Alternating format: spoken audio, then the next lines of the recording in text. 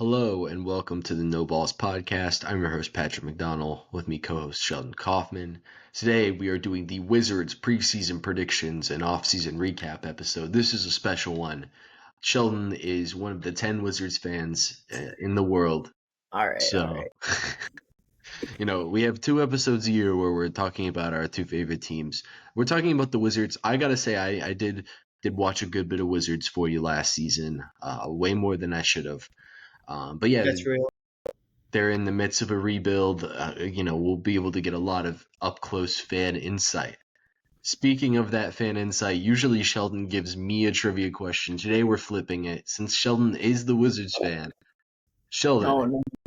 in 2021, the Wizards played in the first round against the first seed Philadelphia 76ers. Do you remember the starting lineup for the game 5 of that Wizards versus 76ers series? Game 5? Oh Just my for the gosh. Wizards. Jeez. All right, so we'll go Russell Westbrook, Beal, Bertans? Not Bertans. Not Bertans. Okay. All right, who is center? Fuck. Who was our center that year? Rui?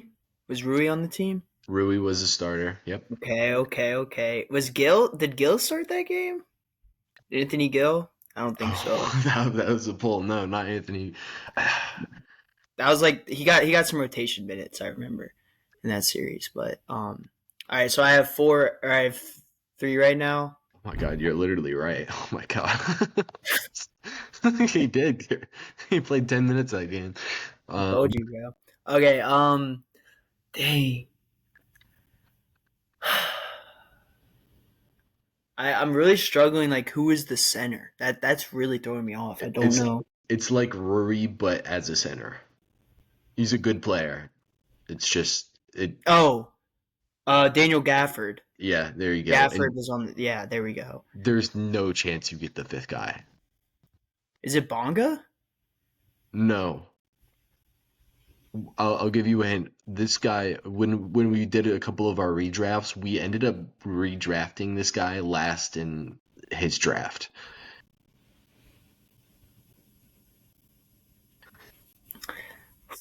Dang, I literally have no clue. Who was it? Tell me. Raul Neto. Oh man, I didn't even know. That's crazy. Totally forgot about that. Like, if you said like Saturansky or something, like that would have made a little sense. But Neto is crazy. That's crazy. Not bad though. 4 out of 5. Little help. I always forget we had Gafford like when he was like becoming like really good after we got him from the Bulls. Yeah, and then, oh man, y'all traded him almost 2 years ago now to Dallas, and obviously he's going to be better with Luka than um, without Bradley Beal playing because he never played. But yeah, he was like literally like y'all would have good young players, and then y'all would end up trading them before they like really would hit on, and that's kind of been a theme of recent Wizards basketball. Is Rui's been really good on the Lakers the last 2 years. Gafford's been really good on the Mavericks the last 2 years. Earned a $70 million contract. Denny's been pretty good. Well, we both knew that y'all shouldn't have traded Denny. Yeah. It did get y'all bugged, but man, that was such a rough move. All right, time to cast a spell. We're alluding to some stuff here. 2025 Washington Wizards, great season, 18-64, 15th in the Eastern Conference, second worst record in the NBA. Was not the worst. I don't know if we predicted them to be the worst, but this is about what we expected. 15-67 in expected records, which was the worst in the NBA. Their SRS, which is schedule adjusted net rating, was negative 12.13, which was 30th. I think by a good handle as well. 8-33 at home, 11-31 on the road. 9-45 pre All-Star break, 9-21 post All-Star break is actually a little bit better. 13 and 35 or 39 versus the East, and then 5 and 25 versus the West. In clutch games, they had a minus 9.2 net rating, which was 25th. They were 13 and 16 in clutch games. Not a great regular season for the Washington Wizards a season ago. It was their first year under Brian Keefe, first year with Will Dawkins as the general manager. I'll let you give some insider insight on this season for the Washington Wizards. Well, obviously it was a really rough season. You could just, I mean, you just look at the numbers. I mean, I guess the only kind of positive or silver lining was you got some really good play from your young stars. I think Alex Sarr was did really good this year. Like a lot of people were hating on him, especially coming into the season. I think he shut a lot of those people up. I think he was able to shoot the three ball a lot better than anyone thought he would. Even though it was still only 30%, like the way that he was shooting it before, I think shows that he is definitely improving. He improved as he was a pretty good playmaker too.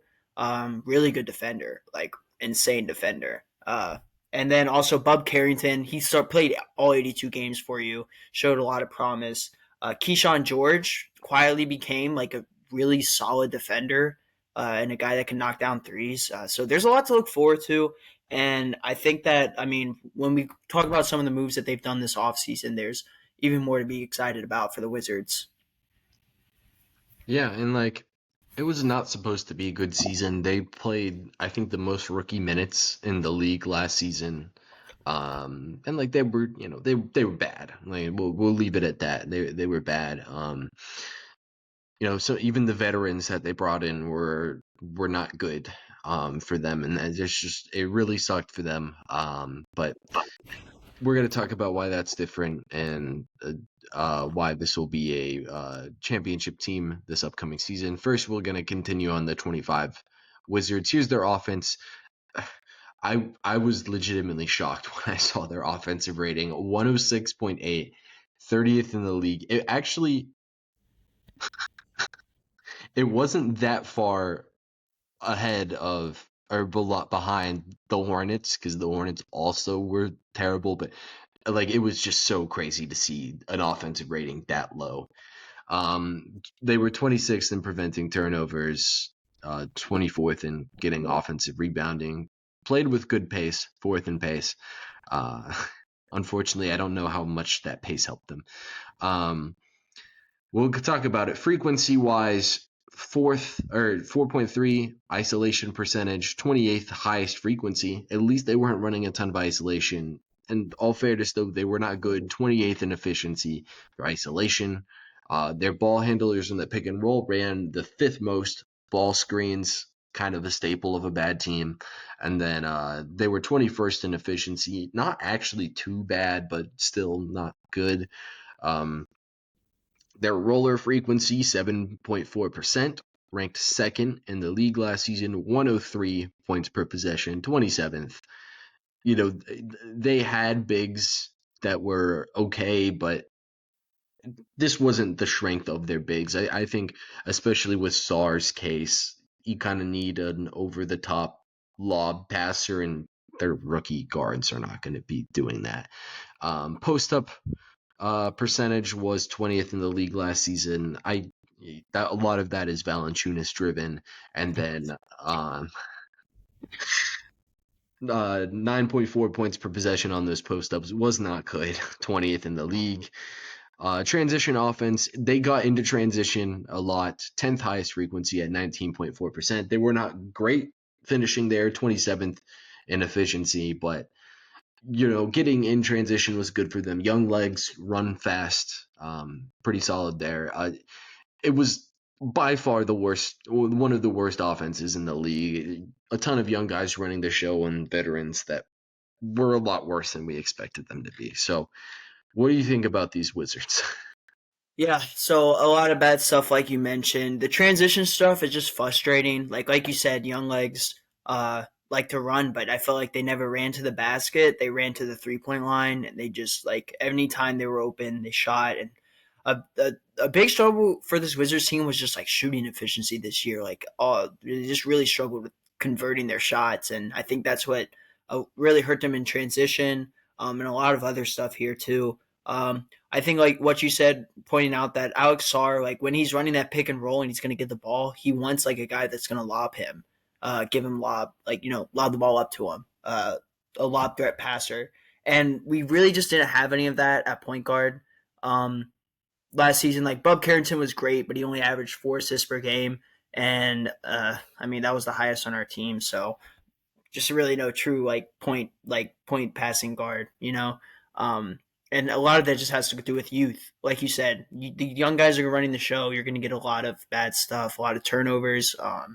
As you see, 26th in turnover percentage. The rebounding, we were really crashing the glass that much, giving up on shots, and just like I think the shot selection was a big thing too. Like this was a team that would shoot the ball really early in the possession, especially with the three ball, and I think it just hurt them. It hurt them a little bit. But yeah, obviously not a good team. I mean, not a good offensive team. Really struggled, but I think that some of the veterans that they brought in this year are a lot better than the guys that we had last year for sure, by a very large margin. So I'm definitely. I think that this last season is not what you're going to see moving forward, but really bad stuff last season for some of the reasons that I just mentioned. So I mean, there's such a high bar of being better than Kyle Kuzma, Jordan Poole, and um, Brogdon and Valanciunas, who were just all. The Poole was pretty solid last year, but the other three Poole was guys, solid, yeah. yeah, the other three guys were just so bad last year. Like, I mean, you saw what Kuzma did in the playoffs on a on the top 3 seed or top 5 seed team. We weren't getting much help, and honestly, like I was watching. Sorry, I'm getting a little sidetracked here, but I was watching like Kuzma on the Lakers, and I was like, damn, he he was did not like have that nice. here. He was so nice. Like I remember when he kind of had that a little bit in the first couple years when he was leading this tank. Like he would have some crazy performances, but I feel like he got like a lot less mobile. He got like bigger and a lot less mobile, and it was just like man, yeah, it was just sad to see like what he was doing on the Lakers and then what happened when he came here. So yeah, sorry, continue. I just Yeah, wanted he to. lost the ability to situationally play the three, and he's not a great. You're not gonna have a good defense with Kuzma playing the four a lot for you, especially if he plays with zero effort like Kuzma did a year ago. We'll move forward to the defense. Defensive wise, defensive rating was not great. 119.1 defensive rating was 27th in the league a year ago, 25th in forcing turnovers, 27th in securing defensive rebounds. I talked about it preseason. I was like, all right, so they have Valanciunas, Sarr, and Bagley, who combined are good at a half of a thing each with rebounding and shot blocking combined. Like Bagley's good at neither of them. Valanciunas is good at rebounding, and Sarr is good at shot blocking, and all the other things are just terrible. That was their big rotation last year. Like they were not a great situation there. Um, Isolation, defense, 24th in frequency, 29th in efficiency. They were nearing Jazz territory where teams are, they were getting efficient isolation offense off of the Wizards. Ball handler, pick and roll ball handler, 19th in frequency, 21st in efficiency against not too terrible, but not great. You would like to at least see the frequency be a little bit higher because that can boost the defense a little bit. Uh, Pick and roll, roller, high frequency or medium frequency at 5.8%, 16th, and then they could not stop the defense here, or the offense here. 1.19 points per possession, 27th in the league. It's just really rough. Like they did not have bigs who could defend the paint. For Sarr could do it a little bit, but he's a rookie and inconsistent effort wise. Post up frequency 4.2% against third in the league. Teams were posting up against them, and the Wizards did get decent results here. 0.092 points per possession, ranked 7th in the league. That was the lone bright spot of their defense. Rough part of their defense was they were 8th in eighth highest in opposing transition frequency with the 27th worst defense in transition. Just not great. Really rough for the Wizards. Talk about this defense to me. What was it like watching this defense on a nightly basis? It was really not fun. This defense has been bad for as long as I can remember. They give up so many points per game. Um, but I mean, it's a little bit confusing to me because I feel like we have some decent defenders, like Cool Bali, but I guess like Jordan Poole being out there, he's not going to give you a lot on defense. Um, just like teams are just able to just expose us. It felt like every time. I felt like we were really aggressive at some points, like just too aggressive unnecessarily, which led to a lot of like easy like lanes to the basket.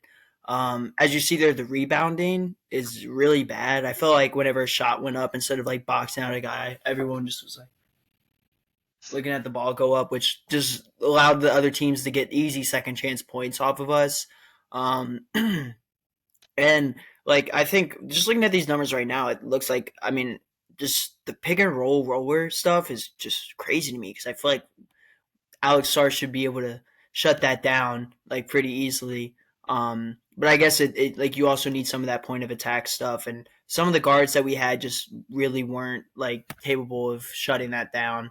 Um, but I mean, it's going to be a lot different this year. You're seeing a different team. That's why I'm looking at this stuff is just crazy to me, considering like just what I know that we could possibly be with a lot of the new guys that we've brought in and like the development that we've gotten from guys last year as well.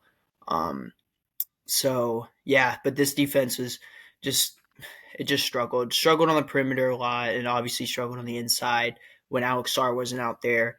Yeah, I think if I had to point out the roller stuff, like Valanciunas was playing big minutes for this team for a little bit, and like he was so bad. yeah, Of course, the Kings traded for them after that, but and then there was a lot of the season where it was like double big with Sar and Valanciunas or Sar and Bagley. And there's just a lot to pick on. Like there's a lot of things that you can pick on with this team. And like just thinking about it this way, like you want with all these young players that have defensive potential, you want to have veterans who can, lead them and to do the right things on that side of the floor. But the guys who they had on the tenured players they had on the team don't have never done those things. Like Kyle Kuzma and Jordan Poole have never been high effort guys. no, Valanciunas has been a bad defender his whole career. Brogdon, not a defensive player. Like it was so weird. And like towards the end, they brought in a couple of guys, but like the season was so cooked at that point. Um, I think the real can another thing to point to for the roller stuff. Sar was a little tuned out time to time off the ball. yeah, It hopefully gets a little bit better, but I think you saw enough flashes for me for Sar to hold out a couple of years before it's time to press the panic button on him. I think you saw enough. You saw the shot progressively get better as the year went along, and then effort. Just the effort thing's super confusing for me. But I you would hope that as the team gets better, better, yeah. the effort would get better. But we'll just have to see on that standpoint. You ready to move forward to the coaching and scheme? There we go. Yeah, just real quick, the defense. I did see the defense got it got better though. Like after February 15th, I think they said. I think the thing I was reading said, um, and like a tribute to that was bringing in those kind of more defensive minded guys, like you said, because yeah, our vets last year weren't the best for Well, that. trading Kuzma, who's like the worst player in the league, and Valanciunas, who doesn't bring anything positive on the defensive side of the floor, like kind of the big keys there. Yeah, Um, and they went full time with Sar at the four position, at the five position. yeah, okay, yeah, Um, that was really big for them as well. Um, coaching and scheme. Head coach is Brian Keefe. Will Dawkins is the general manager, both in their second year now, coming over from Oklahoma City.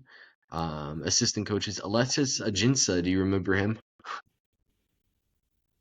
I remember him briefly at the end of his career. I think with New Orleans and OKC. I think he was in those places. JJ Outlaw and Brian Randall are also assistant coaches under this staff. Been here both seasons under Brian Keefe. Interesting. Any notable scheme things for me? They really did feel like a generic, A type, yeah, yeah, generic rebuilding bad team. Um, yeah, yeah. I mean, it was like lots of motion, lots of cutting, trying to set off balls for open threes. Um, that rarely work. yeah, because either the screens aren't that great, or like I said, the shooting. Did we just miss the shots? Like we chucked up a lot of shots and missed a lot of them. Um, And a thing that I really found interesting was like how early we were shooting these threes too. Like it'd be like fast break, like maybe you have like a 2-on-1, and then Corey Kispert is like no doubt pulling up from the top of the key, like not even a question. And even just like like it's a one pass and shot when it's like slightly contested, and I feel like you can get a much better shot. I guess a lot of that has to do with just like them trying to really push the pace. I guess that's what Keefe's trying to like emphasize, pushing the pace. I don't know. I still have some questions on Keefe. I was very frustrated at him for a lot of points in the season. There was like a really big lead that he blew. I forget against who, but it was like really bad, and it was rough. But I'm excited to see what he does with some more talent. And this might be. I mean, this is I don't want to get ahead of myself because we're gonna ask this question later in the episode. But this talent is looking really good. But I think Will Dawkins is cooked. I guess this kind of it speaks to the coaching staff kind of things. This is the best GM I've ever seen in Wizards history. Like Yeah, the stuff he's been able to do. Like he's gotten a lot from nothing. Like getting Middleton for Kuzma, and then there's another trade. Like when we ended up getting Marcus Smart for pretty much nothing, but I guess I didn't really end up doing too much. But there's been a lot of other like trades and little signing that he's done that have flown under the radar. But like we've given up like nothing, and we've gotten like a crap ton of return, not only from players but also future draft assets. yeah. And for the Brian or the Will Dawkins comment, like Sheldon's been a Wizards fan for a long time. In his time as a fan, the Wizards have had the Bradley Beal Supermax, the John Wall Supermax, and the Russell Westbrook Supermax, and they've all been the worst contracts in the league at some And point the during Jan that time. Mahimi 2016 like $40 million contract. He's still on their cap holds. Yeah, Like, that one was bad. The whole Skype, I still have nightmares. And the Bertans contract. oh, that one That was was so bad. really bad. That one was really bad. Oh, Oh, that one might have been the worst. I don't know. I don't know. here they are though. They're showing some signs of competency. I think next offseason we'll see Will Dawkins' plan really start to fall into place. I think this year he's built the team in a strategic way, and we'll talk about that a little bit more in the next couple sections. Um, Other than that, like you said, like it's very AAU adjacent play style, just because it's so many young guys. I think a little bit more on the quickness of shots, like you said.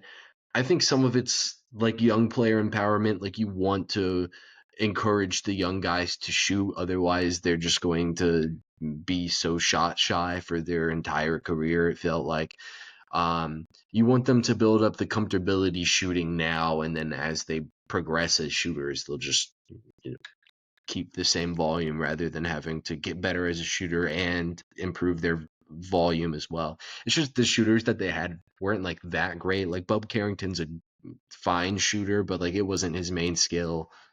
He Um, shouldn't be like chucking up like high high percentage like 3 point yeah. intensity game. Yeah, that makes sense. Like and kind of like you said, like the effort stuff's going to get better as we become more of like a competitive team.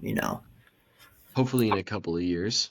Um, they'll become like a maybe the East is weak. We'll see. We'll talk about it later, but and then like I think Keyshawn George and Sarr really struggled not having guys being able to like set them up for shots because I don't think either of them are like real shot creating upside guys, but yeah, there just also wasn't a ton of like Poole was legitimately like the only shot creator on the team last year. That's why he was such a positive impact. He wasn't like a super positive impact, but he was like a good I mean, player for. if we won a game, it's because Bull dropped 40, and like in the Nuggets game too. I think he had a game winner, but yeah, he I was remember that. he was he was a big piece. But yeah, yeah, what you're making makes a ton of sense. I, We yeah. I never would have thought Jordan Poole would have been like a real positive for development of young players, but that's just how dire it was a year ago. We'll move forward. Draft, I believe. Yes, draft. They selected 3 players in the draft this past season. 6th overall, Trey Johnson out of Texas. 21st overall, Will Riley out of Illinois. And then 45th overall, Jameer Watkins at Florida, right? I'm not Florida. FSU. Okay, yeah. Um, Don't want to make any FSU fans upset. yeah, I can't get people pissed off at us. All right, I guess we'll start with Trey. It's the obvious place to start. Trey Johnson's freaking awesome, dude. And like we had on the thumbnail, we have the Kevin Durant next to him thing, but that's only partly a joke. I think Trey Johnson's like actually like probably the best shooter in like 15 years that we've seen come into the league. Okay, Um, okay. it's like him or like Tyler Hero or Sam Hauser. Like that's the company he's with. Those are like the best shooters. Um, yeah, I think Trey Johnson's freaking awesome as a shooter. I think we'll talk a little bit more about the Texas offense situation that I think really made it hard to evaluate, harder than it should have been to evaluate Trey Johnson. Um, but yeah, I think Trey Johnson's like it, it might date back to like Steph Curry with quality of shooters. Like you can bring up like Jamal Murray and Devin Booker maybe as like other comparable guys, but yeah, Trey Johnson's freaking awesome as a shooter. What do you want to start with on Trey? Yeah, I mean, he shot 39% off of 6.8 3-point attempts last season. So not only was he shooting a bunch, but he was hitting a bunch, and then it wasn't like he was just good in one area, like just catch and shoot, just the off ball dribble. Like this dude was making incredible shots, like mind blowing shots, like contested, fading away from the corner 3-point line, just bang. Um, uh, really good at the catch and shoot too. So he's going to thrive really great in the NBA. 19 points per game. And like you said, we didn't really have self creation last year. This guy is a self creator. His bag is insane. His handle is awesome. And he really has playmaking upside. Pat only 2.7 assists last season, but I think there's going to be a lot more of that. Like you said, the Texas stuff last year. Um, let's just the Texas coach was really really bad. He got fired. Literally, Trey Johnson was the only reason that he was still having a job. Like he was on the hot seat for the past 2 seasons, and he mismanaged Trey Johnson completely. Um, but the other thing is, like Trey Johnson being on the Texas team knows what it's like to be like that number one guy, and I feel like on this team right now he's I don't know if I want to say number one guy right now because like I feel like Middleton might get more some reps because just like he's older. And he's still pretty good, even though he's not like 2021 Middleton. But I think honestly, Middleton's going to be great for Trey Johnson to learn from. But yeah, best 3-point shooter in the draft. I think it not only is it just because he can shoot it, but he can self create, and the difficulty of shots that he makes is really good. Um, yeah. Then like a couple weaknesses, like I'd like to see him to get to the rim a little bit more and be able to finish around there. And the defense, I think if he can bring up the defense intensity and like the motor, it'll be really good for us. But I mean, we got our guy, in my opinion. I think I wasn't even Trey Johnson was even in my picture, and the fact that we got him, I think, is a huge steal. Uh, I mean, he's going to be the franchise. I really don't think that's a question. All right. All right. So n- you would be able to understand this knowing the type of players I like. I was not expecting to like Trey Johnson going into the film. Um, I ended up with him fourth on my draft board this season. Like I thought he was the fourth best player in this draft. Like you said, a large part of that is the shooting. He shot 40% on threes on high volume in like ridiculously difficult looks. I think the real separating factor between him and like Con Knipple, who I think was a higher percentage 3-point shooter, was like Con took like five, or he made like 5 or 6 pull up threes the whole year. I think Trey Johnson made like 30. He's just such a great player this season. Literally, like nothing was like that done easy for him, which is why I'm not too concerned about the low rim of volume for him. And I think another part of that is like they never ran any pick and rolls for him. Like he was like exclusively a movement shooter, a closeout attacker, and a post up player. Like Yeah, the post up stuff was crazy. I saw like he was in post up a lot.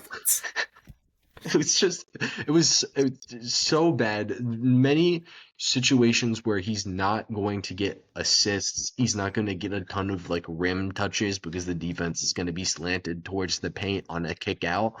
So I'm not too concerned about that. I don't think he's going to be like a guy who's going to be able to touch the paint at will in the NBA. And that would be a cause for concern if I didn't think he was going to be one of like the 10 best shooters in the league. Um, and then I think he's a good passer. He still had like I think he averaged like 3 assists, close to 3 assists with like less than 2 turnovers a game. So like he's not a bad passer, and he's gonna be a 2 guard in the league more likely than not. Um, I just don't see how the offense is in at least like a like Tyler Hero type of secondary creator who can play the two for you next to a higher volume offensive player. Um, and then I think there's like really sneaky upside. Just like if he shoots 11 threes a game, he, he could just be one of the 10 best players in the league. And I I think it's a mean, little outlandish. What were you gonna say? I was gonna say he could probably easily shoot like 40% off of 11 threes a game. Yeah, and like it can't like I understand he's going to a bad situation and his year one 3-point percentage might not be like as high as it was in college, but like he was not given a good situation in college, and like people talk about like in this draft Jeremiah Fears went in the top 10. I think he went 7th overall purely because he was able to handle such high volume of responsibility in the SEC.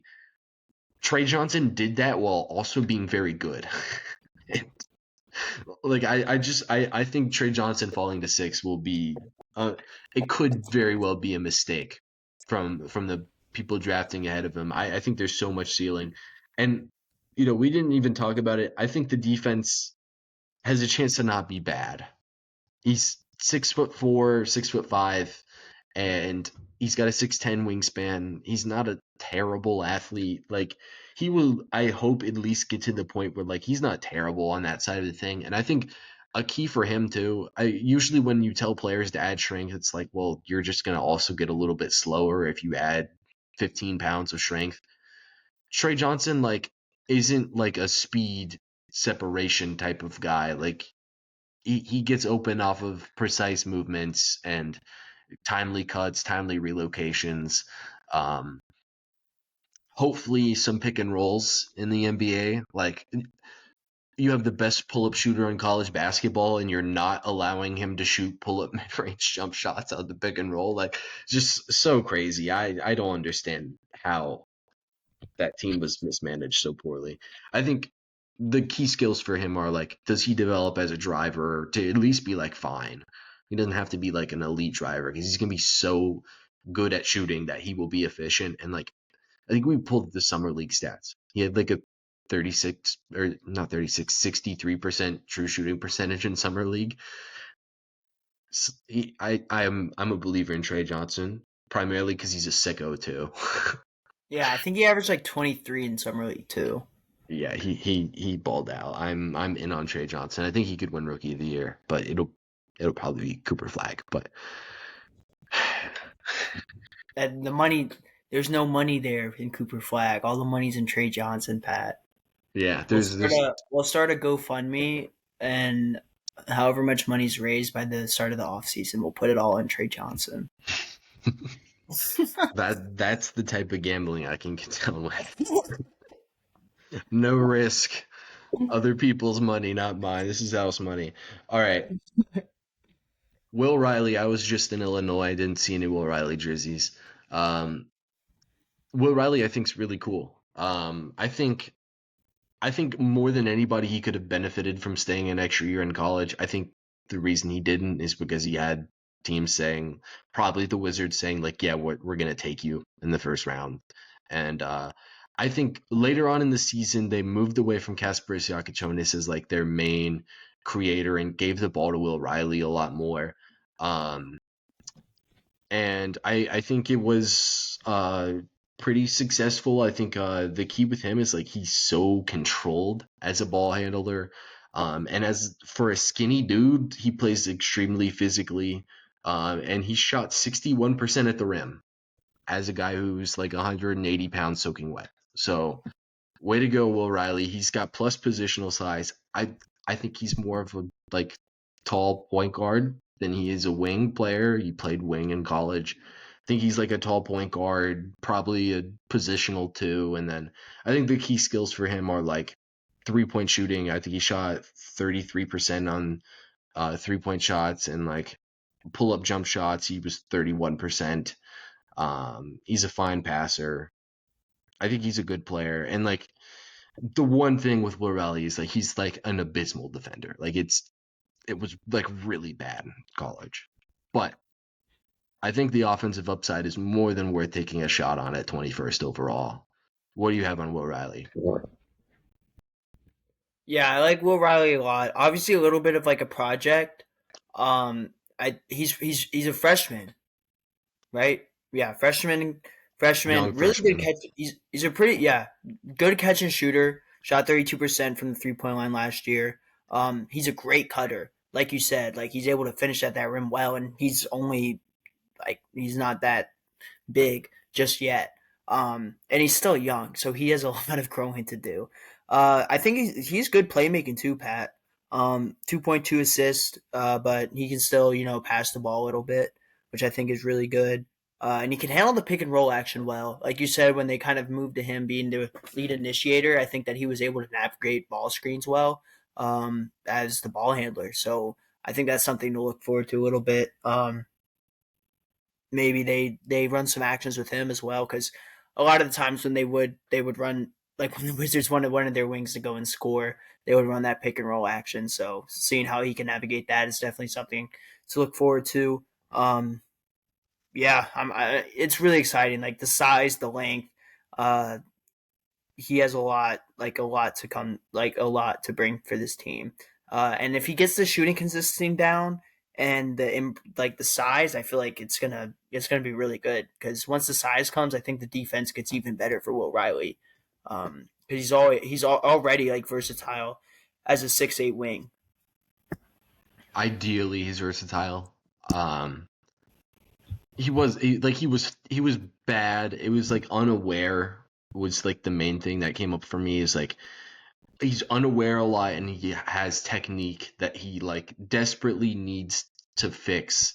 And then like the effort as well was kind of shaky in college. It's like all the things that make you a worse defender than you should be is the things that happen with Will Riley. So I think he's a work in progress on that side of the floor, but like he's 6'7", 6'8", should be pretty solid. If at the very least, like he should not bleed value on that side of the floor. Names that came up for comparisons for me kind of reminds me of RJ Barrett, uh, specifically like the past year or so in Toronto, where like he's an okay shooter. Um, he can get to the rim, and unlike RJ Barrett, he can actually finish at the rim. And then a solid enough passer. The defense is same thing with RJ Barrett. It's not good necessarily, but it might be okay eventually. He reminds me of RJ Barrett, and then I was like offensively minded Delano Banton.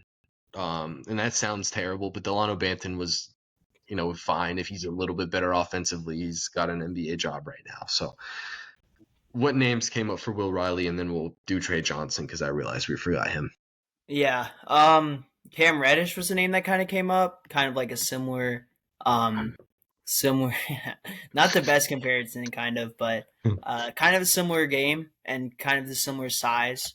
And then maybe like Jalen Wells, if he develops the shot, because they're kind of both like similar and like both tall wings that are kind of getting there in strength, and then I think that they both have playmaking upside as well. So, but I think right now probably Cam Reddish, and then the shooting can pick up maybe a Jalen Wells. Yeah. I'll say this. I think shooting wise, him and Reddish are like similar type of shooters where like they should be good shooters, but they kind of weren't. And then I think Will Riley has like already better feel for the game than Cam Reddish ever had. So Yeah, um, I think he is a high. I think he's one of the out of lottery picks that could actually be like kind of sneakily somehow be a star player. Like maybe it's not like a all NBA player, but it's like a fringe all star player who makes $40 million in a season some year. I don't know. Trey Johnson. Um, I came away with an absolute floor of like better Isaiah Joe. And that's like if everything goes wrong with Trey Johnson, he's a better version of Isaiah Joe. I've take the that. like the like 80th percentile comparison I came up with was like tall CJ McCollum. Um, because I think he'll be like a combo guard who passes well enough to like fill in at point guard. He's a great shooter. I think he'll be even a better shooter than CJ McCollum was. Um, and thankfully Trey Johnson has already figured out that he should shoot threes and not long twos. And CJ McCollum took till he left Portland to figure that out. Um, yeah, I think that's like how I feel about Trey Johnson. I think you can get crazy with higher end comparisons, but I'd say tall CJ McCollum. What came up for Trey Johnson for you? I kind of like the guy that's already on this team, Chris Middleton, kind of Mm. um like similar size and like ability to score, like self create, like and the length, like to shoot over people as well, and like contested shots. And Chris Middleton also could shoot the three ball really well, but he was also had a good mid range game, a good like turnaround jumper game, and Trey Johnson really developed that, just being asked to play so much of like a back to the basket post up role for some reason in Texas. And also his ability to like kind of score at the rim is kind of similar, but I think Chris Middleton is a pretty good one just because of like the three level scoring that they kind of both have. I think it's very similar. Yeah, I hadn't really thought about Middleton for him, but I had thought about it for another prospect in this draft that it's often compared to Trey Johnson. So that's actually interesting. I've never really thought about it that way, and I think passing wise, that's a pretty like similar caliber that I would expect Trey Johnson to be to Middleton. So yeah, that makes some sense to me. Jameer Watkins is currently on a two-way contract for the Wizards. What do we want to speak on Jameer Watkins?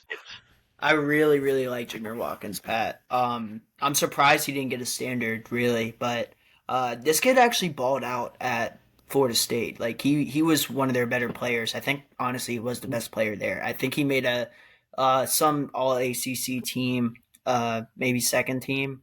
But 18.4 points per game, 5 rebounds a game, shot 42 from the field, 32% from the three, 6'7" forward.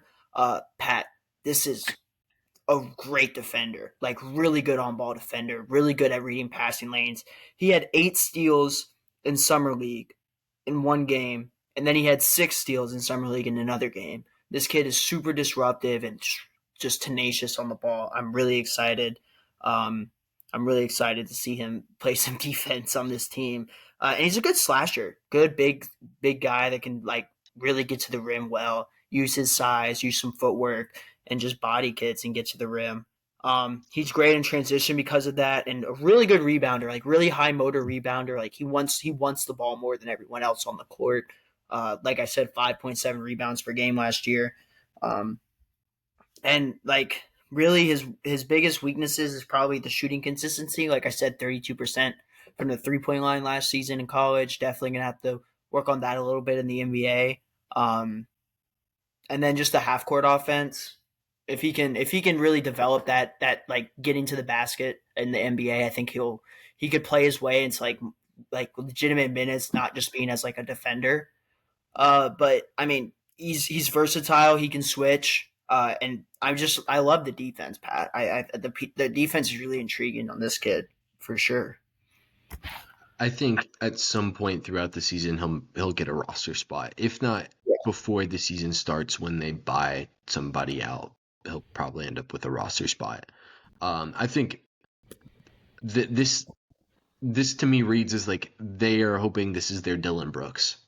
Um, Second round wing, tenacious guy. Sure, there's some shooting inconsistencies, but I think Watkins was pretty overtasked at FSU. Um, from what I remember, he just wasn't a guy who should have been taking as much offensive load as he was, and maybe you take a chance on a guy like him becoming more efficient with less volume responsibility from him. And the defense is legit. He's got good length. He's tenacious, like you said, very good rebounder as well. I think there's like high probability role player in Jameer Watkins, and like a great pick at 40 or 45th overall. So anything else you have on these guys? If you had a name that you want to bring up for Watkins as well, you can do that. Uh, I mean, I guess I'll go like Josh Hart, like full like ceiling because really great like high motor guy, good defender, streaky shooter from the 3-point line. Um, and then uh, yeah, I'll go like worst case scenario maybe like a Royce O'Neal, like if he like with the shooting maybe just like a 3-and-D guy role player. Um, but yeah, I'll say Josh Hart. Yeah, I think that's like a pretty good, two pretty good names to get comped to. We'll move forward to trades and free agents. They trade for Cam Whitmore from Houston for 2 second rounders. CJ McCollum they acquire in the Jordan Poole Sadiq Bey trade. Malachi Branham they receive in a salary dump. That was honestly an interesting move, and we'll talk about that a little bit. I actually don't think Olenek comes up in their losses because he wasn't on the team before, but that happened. And then Dylan Jones they acquire in trade before Dylan Jones Day. You know, the Sorry, value Pat. It's the okay, val- Pat. the value was about to increase because of Dylan Jones Day. So Brian or Will Dawkins He had to cashed make the in at the trade right happen time. fast. He had to make He it happen. had to do it. On a real note, though, I think CJ McCollum will be pretty good for them, like right away. Branham shot the ball really well in San Antonio throughout his career, and then Whitmore development piece, kind of the same thing with Dylan Jones. Both development pieces. You hope that one of, if not both of them, can take a step forward and potentially become a future role player, maybe even like a high starter for them at some point. Do you have anything else on these guys? No, I mean, man, I don't know. I'm curious to see what the CJ McCollum situation looks like because um yeah, like I wonder if he's gonna come in there and like try to take over the offensive role. And if that happens, I'm be I'm not gonna be happy. Like I don't really want him going out and trying to average 20 points per game. Uh, but I really like what we did everything. Like Cam Whitmore, that was an amazing trade. Like he is really good and just never had an opportunity to get on the roster on that loaded Rockets team and to get him for pretty much next to nothing, 2 seconds, I think was really important. The Malachi Branham trade, I was like surprised because I thought that he was a lot like I thought he was going to be contributing to San Antonio a lot more. Like I think he's a great player, and I think that just improves our depth even more. Like we can go 8, 9 deep now. Honestly, Dylan Jones also was a really good player, even though he was on like the Thunder, and there's like memes about him. There's a bunch of memes about Dylan Jones.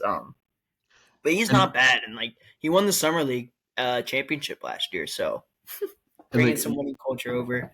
you and I talk about Dylan Jones, like the jokes about him, but like we both really liked Dylan Jones a year ago, and we're like, it's crazy that the Thunder got this guy.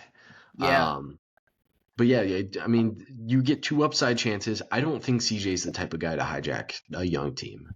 yeah, That's why I'm like pretty high on CJ going here. Like, if it was like DeJounte Murray who is on New Orleans instead, like, and that's just like there's I think that is more of a good statement on CJ McCollum than an indictment on DeJounte Murray. I think a lot of players would hijack the offense on a bad team like this. I think CJ McCollum is the type of guy who you bring in who you know won't do things like that. Um, Losses, yeah, he doesn't come up on here. We'll talk about Olynyk really quickly. My personal opinion is I would have rather have had the five out spacer in Kelly Olynyk, and we'll get to it when we get to like the rotation. I would have rather had Olynyk than the Branham, and then the West getting Blake Wesley, who they ended up cutting. But I think that would have been more beneficial for the development of the young players. But I could also just see like Branham is a good player still. Notable losses: Sadiq Bey and Jordan Poole go to the Pelicans for Olynyk and CJ McCollum. Malcolm Brogdon is currently unsigned. Marcus Smart they bought out after getting a first-round pick to take on his contract. Um, Anthony Gill, Colby Jones, JT Thor, and Rashawn Holmes are all currently unsigned. I didn't even know we had JT Thor. I don't know when that happened. Anything here that you want to bring up? Um, Poole hurts, man. Poole definitely hurts just because of the season that he just had, and like 20 points per game, 4.5 assists, and he uh, shot 37% from the 3 point line, which is the best in his whole career. Um, like we got a little bit of what we traded for, and just to get a taste of that was really fun. The pool party, oh dang, the pool party in full effect was a lot of fun to watch. But the reason I'm really not like too upset about it is because we got Trey Johnson. So like honestly, I think that we get a little bit of upgrade there just because like we don't have to pay a shit ton of money to Trey Johnson, and he probably will end up. Yeah, he'll probably end up being better than Poole. Hopefully, I really hope I'm not jinxing this whole Wizard season. yeah, But it, yeah, I would say it hurts, but I mean, in the long run, it definitely was the right move considering who we ended up getting. I just yeah, finished talking about Poole. yeah. I would also like to knock on wood because if Trey Johnson's not better than Jordan Poole, then I've completely airballed on this draft. But I think CJ McCollum to Jordan Poole right now is currently an upgrade. I think long term Jordan Poole is probably going to be a better player over the next like 3 to 4 years. But currently, especially on a developing team with another shot heavy guard, you're gonna rather have CJ McCollum, I would think. Um, Yeah, Brogdon was terrible for them. Sadiq Bey, never as played. I dead ass don't know if he ever played. Like maybe he was recovering from a torn ACL. I know, but still, I Yeah, like don't think he played a single game this season. and the main reason y'all had him on the team was because Troy Weaver was in the front office for y'all, who was the guy who drafted him in Detroit. And then has now traded for him in New Orleans now that he's a part of the New Orleans decision room. I So mean, Sadiq Bey is really like I was mad that he didn't play for us. Like I'm not saying that he's bad. It's just he's okay. We'll see. I feel like the biggest loss, and honestly, it's not like a crazy loss, is Jordan Poole. Like besides that, none of these guys were contributing to winning basketball. I mean, Marcus Smart would have, but he never played. Really, I mean, even when he played in Memphis last year, he was pretty bad too. won Memphis, yeah. But Yeah, but like Gil, he's I never yeah, even saw like any like upside to him having him on the team as a basketball player. Like I and he never was there understood. for 4 years.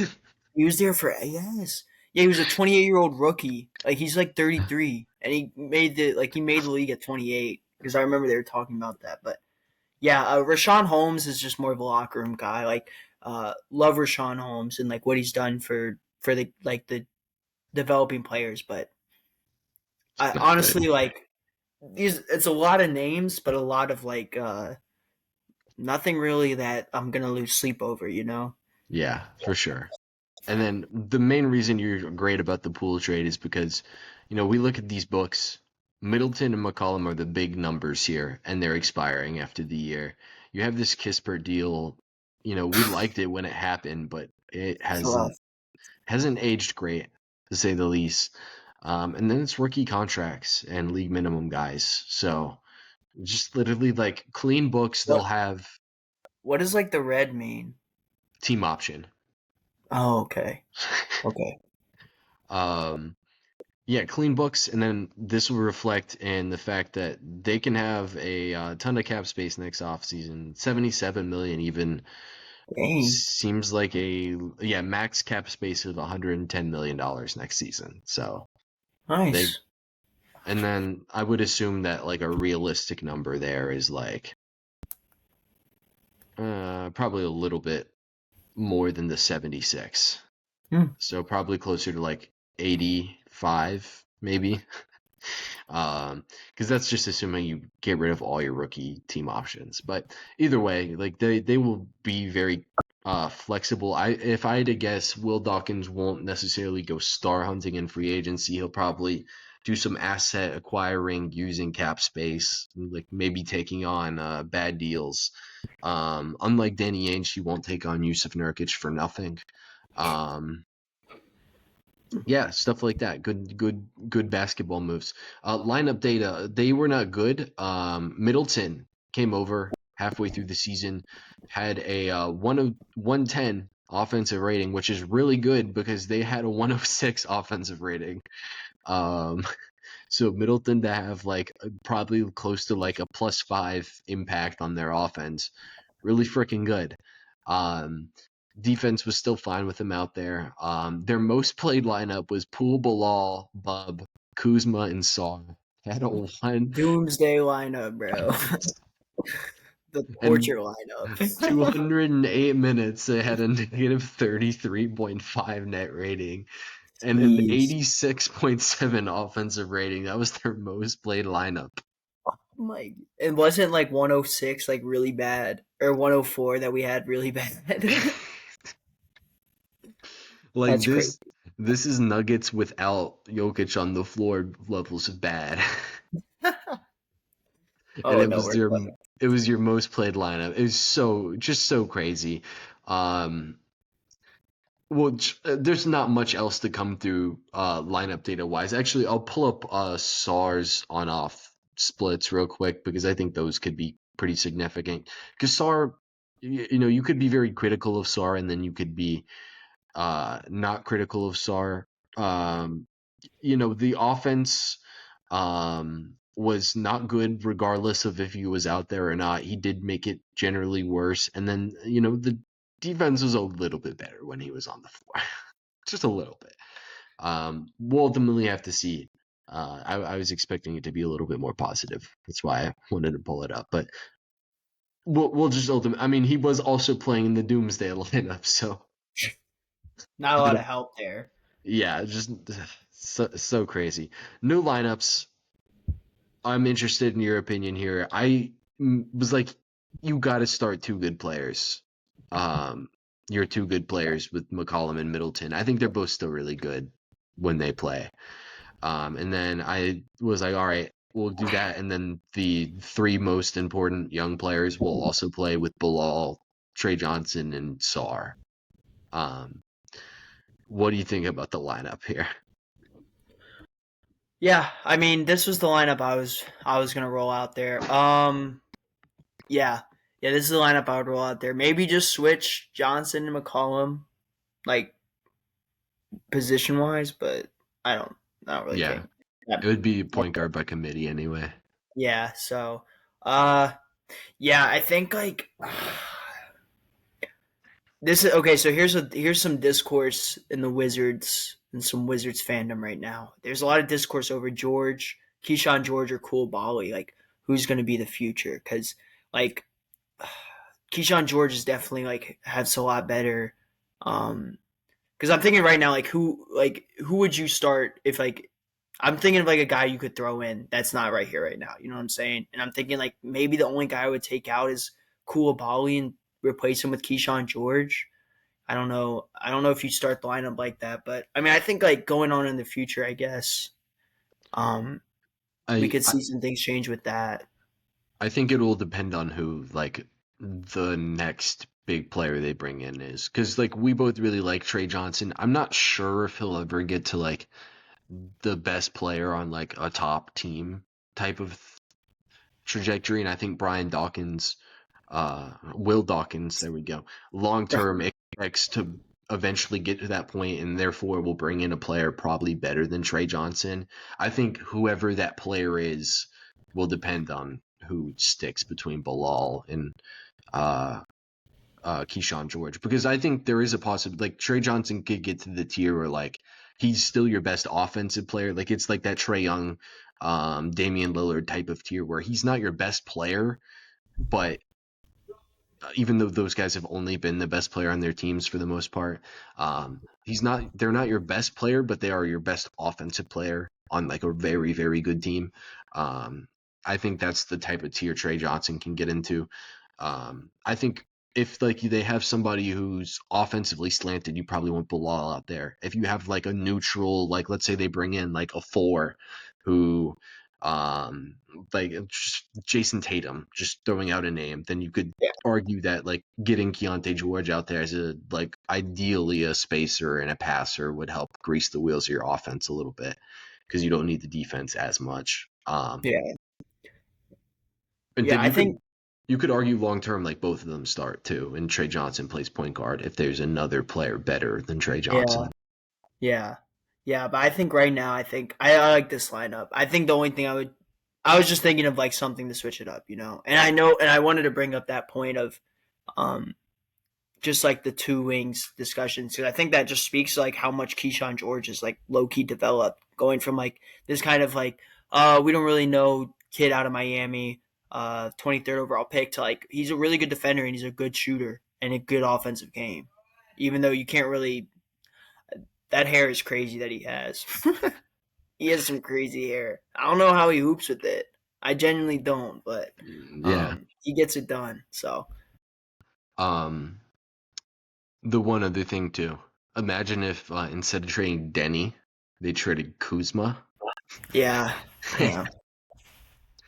I Because mean that would. I mean, I think that that would be like play in lock. I think we're playing locks instead of just like maybe. because Denny, trading Denny got them an extra first round pick. I think they could have traded Kuzma for the 14th pick last year. Yeah, Um, for sure. and Denny, I think Denny might still be the best player on this team. I mean, him versus Middleton's kind of like a hard conversation, but I think Denny might be the best player on this team still too. Yeah, and Um, then you could. it I makes mean, the that just. lineup work so much better. That would, Like yeah, and it would make like the bench a lot stronger too. Even though I think this is a solid bench because like we didn't talk about it, but Vucevic, Tristan Vucevic is pretty solid in my opinion. I think he brings a lot offensively. Like he can space the floor, he's and he's Kelly not a Olynyk bad at shot home. blocker, huh? He's Kelly Olynyk at home. Yeah, literally. And then like just with these bench guys, like between Will Riley, Cam Whitmore, Dylan Jones, like I feel like one of them's got to work Yeah, somewhere I down feel the like it's line. Whitmore. I feel like it's Whitmore. Yeah, I think the key for Whitmore is like he's the one guy on this team that like will be able to pressure the rim consistently. Yeah, and Other like, other than sorry. him, I don't know who does that. Yeah, not Kispert. Maybe Will Riley. Maybe we see Will Riley, but definitely not right now. I think like for the next 2 3 years, I think I Whitmore's your guy. This honestly isn't even a bad like the vision is looking very good. I feel like we have the most depth that we've had in years. Um, so and like we have a pretty decent line. I mean, decent lineup as in like 10 to 9 to 13 seed range. You know what I'm saying? But I mean, considering what we've been for the past 3 years, that's a lot better. I think we before we get out, we have to talk about Bub too, because we talked about Sar and Keyshawn as well. Bub was the best of the three in their rookie season. Like he was definitely the best. AJ Johnson as well was like really good once he came over from Milwaukee. I Yeah, think I think those two guys could like be really good for y'all. Next year, Bub was like an improved passer compared to what I expected him to be. Didn't turn the ball over that much on a team that was like actually like bad. Um, like Bub might be a positive impact player. I think the real shortcomings of this team is going to be like Middleton is your power forward and Keyshawn George is also going to play a lot of power forward, and then your centers aren't big like guys. yeah, like Sar needs good rebounders around him. So I think the way the team's currently positioned is kind of intentionally like flawed because y'all traded all your bigs. And Vucevic is like him and Sar are both like fine shot blockers, but they don't rebound and they're not like super bruisers either. Like I feel like there's just gonna be enough to still poke at defensively for this team to like not give up your draft pick next year. Because they could miss the playoffs and still give up their draft pick. Uh Yeah, that's the thing, right? It's still only top 8 protected. mhm. Yeah, that's why I think that's like the only reason why I don't see this team being a play-in, honestly, because Yeah, I'm Middleton's worried. not playing back to backs. So Yeah, yeah, which is frustrating because like, come on, like a play-in win would be so fun to watch us in the playoffs. Like, even if we get smoked, like I wouldn't care. Like, yeah, but let's. I think we've got everything. You want to move on to? core Yeah. questions. Yep. Number one, did they improve? I will say 100% yes, because CJ McCollum and Chris Middleton for a whole season is better than the vets that they had a year ago. And it's just not even close. And I think Trey Johnson is like, would have been the best player on the team last year. So, yeah, I think yes, 100%. Um, what do you say? Yeah, I'm with you all the way. They had a low bar. That being said, Utah had a similarly low bar, and we said no. Well, So, yeah, they did the opposite of what Washington did, pretty much. yeah, I just Mhm. Washington took chances on young players. Utah traded for shit old players. Fiddle players. They did what y'all did a year ago and got bad players that are old. So, Yeah, they got our um, Jonas Valanciunas and Nurkic. hmm and I guess they didn't bring in a guard for to be our Brogdon, but did they set themselves up better for the future? I would say yeah. They got an extra couple second round picks for trading down from Clayton to Will Riley. Um, They got a lot of young pieces too in some trades, not only through the draft. yeah, I feel like there's no way that one of Will Riley, Dylan Jones, and Cam Whitmore doesn't become like one of them will stick. I feel like, and just being able to have that, I think is good for them. Trey Johnson, like by far, increases the ceiling of this team. I think they set themselves up better for the future for sure. Offensive MVP for them this next season. I'm just like, is it Trey Johnson and Middleton? Are those the Yeah, names? yeah, and I want to go Trey Johnson because I feel like he's gonna put up better numbers, like more points per game. But Middleton's also like Gonna be still better. really good, and he's better. Yeah, like he's just like more developed right now. The argument is Middleton will play 62 games and Trey That's Johnson the will other play thing. And Trey 78. Johnson will play all of them pretty much. Yeah, I'm good going Trey Johnson. If not, I was gonna go Trey Johnson for X Factor probably. Yeah, same. All right, so I That's guess we'll go on to the he's just defensive. both. He's both. Yeah, he's both. Okay, word. Because That's our first both stamp of the season. he could have like the Trey Young type thing where like, oh my god, this guy's like really good already type of thing. And it just makes you like a 10 seed unnecessarily. Um Defensive MVP, I don't think they're going to be good defensively next year is the big thing here. Like, I think they're going to probably suck that on that end because they're going to have McCollum and um Trey Johnson in their starting lineup, and then like Middleton's not giving you really anything on that side of the floor anymore, and Sarr's got his deficiencies and his bright spots on defense, but um, I'm just gonna say it's Sarr still because he's gonna be a good rim protector. You could, if Bilal takes a step forward defensively, then it would be Bilal, but I'll go with the sleeper one, or I'll go with two sleepers. I don't know. No, I'll go with just one. I think Keyshawn George. I'm gonna go Keyshawn George. His on ball defense is just really good, and I think he's like shown ability to play against bigger guards. Not bigger guards, but like bigger wings, and also like some guards and the combo guards that are in the league. And yeah, I think he's a good on ball defender, and he's gonna create a lot of opportunities for some fast break opportunities, a lot of fast break opportunities. So I'm excited for that. yeah, he needs to be El Shambadie for sure. uh, like that's like how it would look like with a positive defensive outlook for Keyshawn George. Yeah, I think that's also a fine pick. And then for X Factor, we're both going to go Trey Johnson because if he's like as good as we think if he is going to reach that top 10 player in the league ceiling, I feel like we'll see it right away.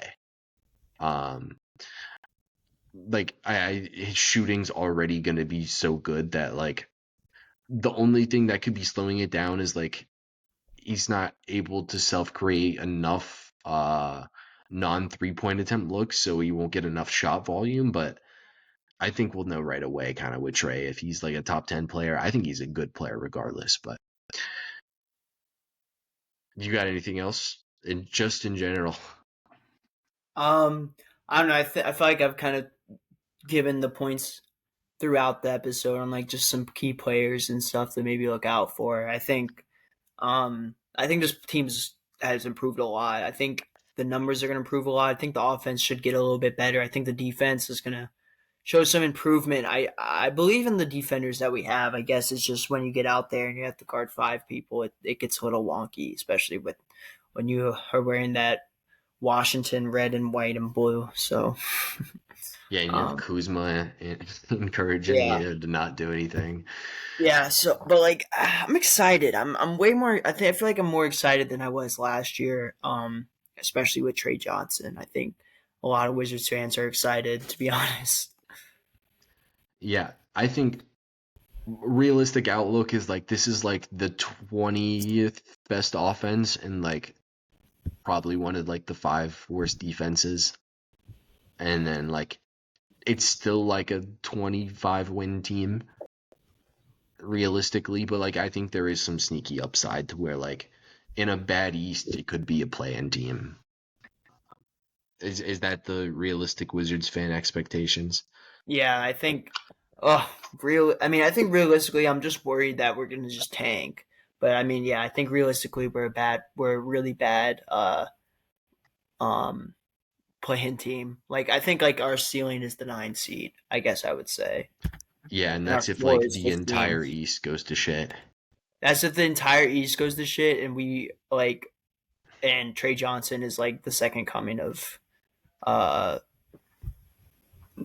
And Trey Johnson is like one of the best rookies of the yeah. decade. I was trying to think of like a really good rookie year Like that someone. he's like Donovan Mitchell right away. Like that good right Yeah, away.